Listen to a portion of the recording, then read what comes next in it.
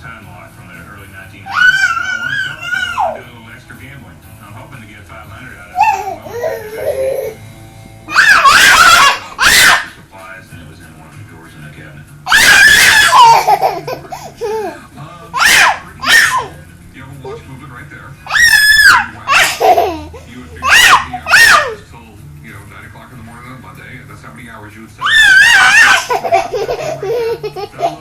That'll let you turn the dials. Before they had the bank manager and have them unlock the during work hours. The time lock made that impossible. So you can bet it became real popular. This was made in 1910 for Bill Illinois. Most people don't realize at one point in American history, the best watches in the world were American watches.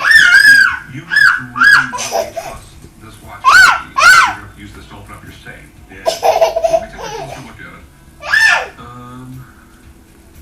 It's wound up and it's not running right. It's probably dirty.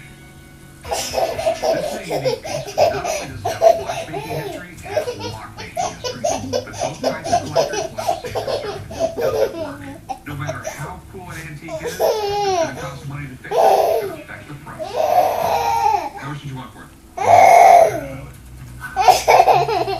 It's going to cost me $100 just to get the thing working right.